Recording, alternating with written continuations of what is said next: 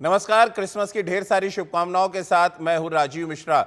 Boxing day test match एक बड़ा इम्तिहान है और इस इम्तिहान को पास करके ही भारतीय टीम सीरीज में वापसी कर पाएगी, सीरीज में बराबरी हासिल कर पाएगी।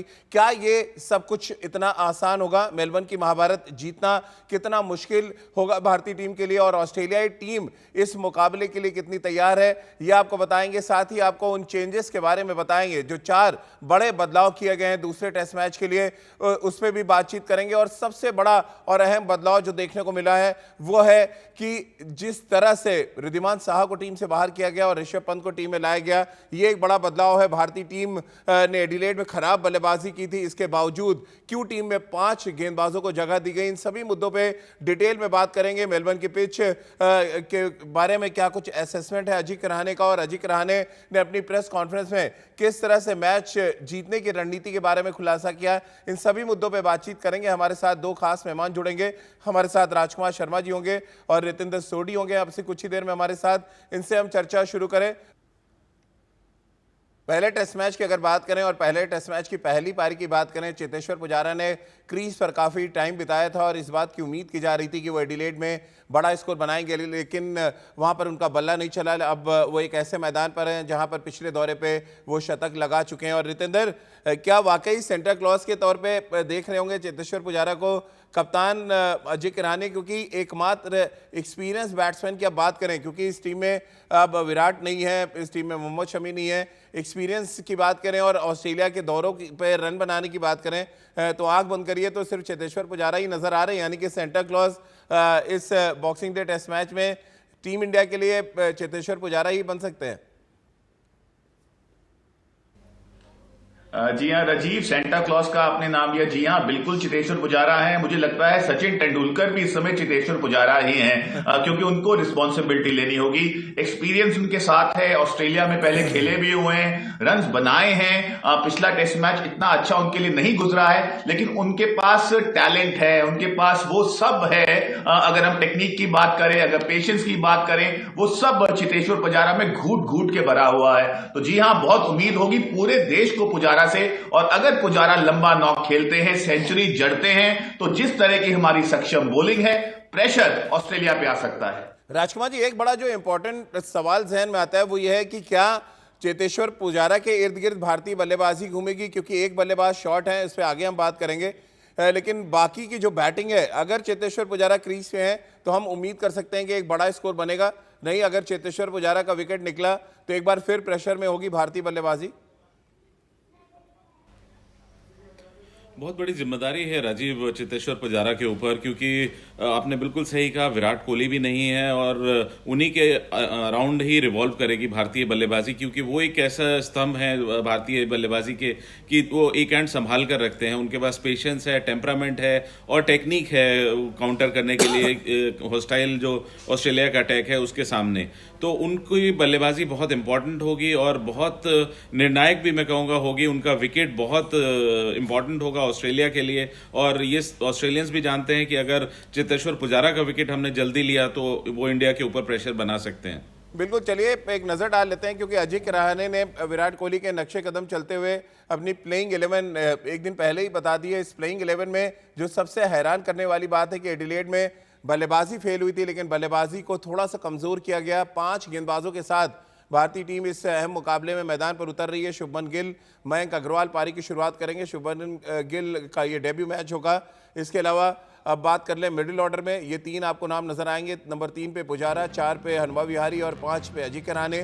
फिर ऑलराउंडर्स की आप नाम ले सकते हैं, जहां पर ऋषभ पंत को टीम में इंक्लूड किया गया है रिद्धिमान साहा की जगह। रविंद्र जडेजा टीम में शामिल किया गया है। आर अश्विन है जो बॉलिंग ऑलराउंडर के तौर पे, और फिर आपके 3 मीडियम पेसर्स हैं जो आप देखेंगे, जसप्रीत बुमराह, उमेश यादव और मोहम्मद सिराज जो स्विंग गेंदबाज हैं, उनको टीम में जगह दी गई है।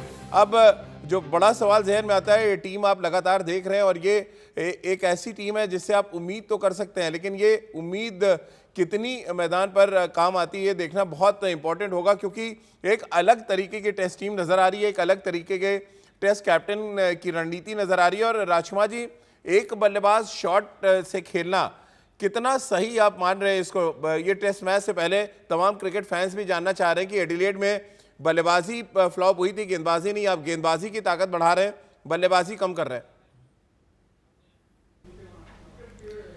देखिए, थोड़ा सा आश्चर्यजनक तो जरूर है, लेकिन राजीव, हम जानते हैं कि रविंद्र जडेजा बहुत शानदार फॉर्म में है बल्ले से भी, तो उसी के मद्देनजर मुझे लगता है कि एक ऑलराउंडर के तौर पर, या उनको एक उन पे विश्वास दिखाया है कप्तान अजिंक्य रहाणे ने कि वो एक छठे बल्लेबाज की भूमिका निभाएंगे। और साथ साथ ऋषभ पंत के आ जाने से मुझे लगता है कि काफी बेटर होगा भारतीय बल्लेबाजी।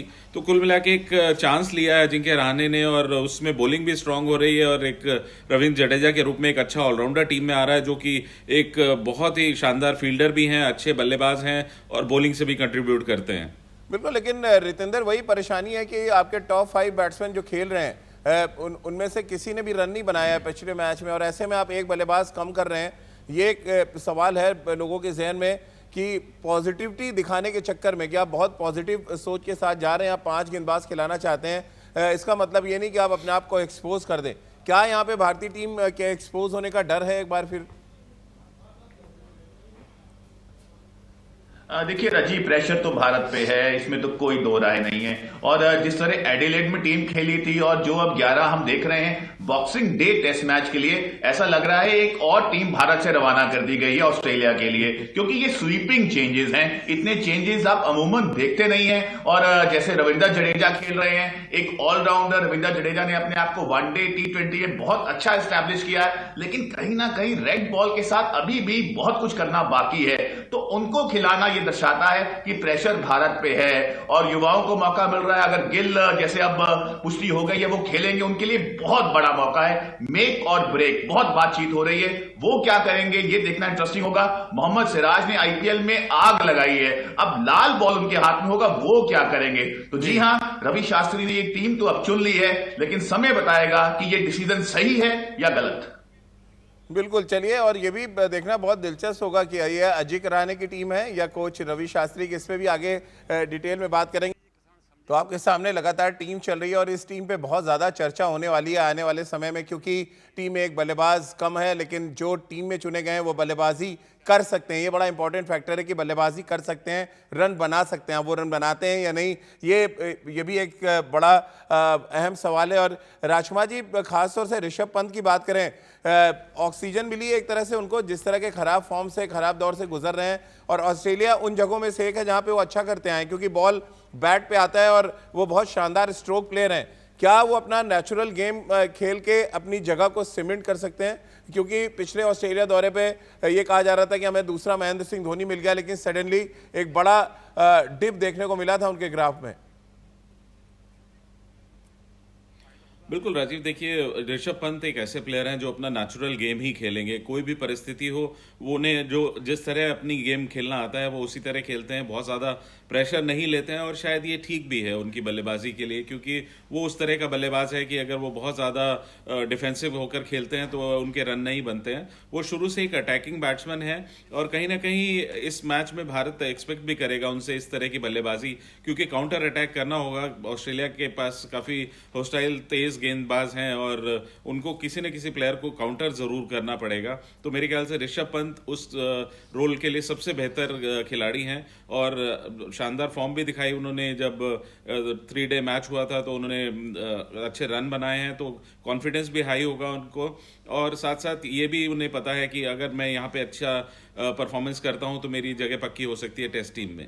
बिल्कुल, और सबसे अच्छा जो फैक्टर मुझे लग रहा है रितेंद्र यहाँ पे बैठ के, वो ये है कि आपके पास 2 लेफ्ट हैंडर आ गए हैं जो काउंटर अटैक कर सकते हैं, और ऑस्ट्रेलिया की जो बॉलिंग की जो लेंथ है उसको थोड़ा सा डिस्टर्ब कर सकते हैं। क्या ये भी एक बड़ा एडवांटेज के तौर पे देखें, एक पॉजिटिव के तौर पे देखें कि 2 लेफ्ट हैंडर्स आपके बैटिंग लाइनअप में आ गए जो इससे पहले नहीं थे, इस मैच से पहले? राजीव, अटैक करना बहुत अच्छी बात है, लेकिन यहां मैं राजकुमार जी से शायद एग्री नहीं करूंगा। वो इसलिए, ऋषभ पंत हम सब जानते हैं अटैकिंग प्लेयर हैं, लेकिन बहुत जरूरी होता है अपने आप को अडेप्ट करना, अपने आप को कर्व करना, अपने इंस्टिंक्ट्स को कर्व करना। अगर भारतीय टीम दुविधा में होगी तो कैसे आप अपनी गेम को चेंज करते हैं, वहां पे खड़ते हैं, पार्टनरशिप डेवलप करते हैं। तो यहां पे कहीं ना कहीं खता खाई है ऋषभ पंत ने। उनको ऑक्सीजन मिली है, जैसे आपने कहा है, बिल्कुल सही कहा है, बड़ा मौका है। तो यहां पे अटैक अटैक जरूर करें बट अटैक विद कॉशन। कोई भी ऐसा शॉट ना खेले कि उनकी जगह फिर खतरे में पड़ जाए। बिल्कुल, लेकिन राजकुमार जी, ये सवाल मैंने रितेंद्र से किया था, जवाब मैं आपसे ले लेता हूं। दो लेफ्ट हैंडर्स का होना लोअर मिडिल ऑर्डर में क्या ऑस्ट्रेलियाई बॉलर्स के लिए थोड़ा सा परेशानी का सबब होगा? इससे पहले जो मैच था एक भी लेफ्ट हैंडर नहीं था और बड़े आराम से एक लाइन और लेंथ पे गेंदबाजी करते चले गए ऑस्ट्रेलियाई तेज गेंदबाज।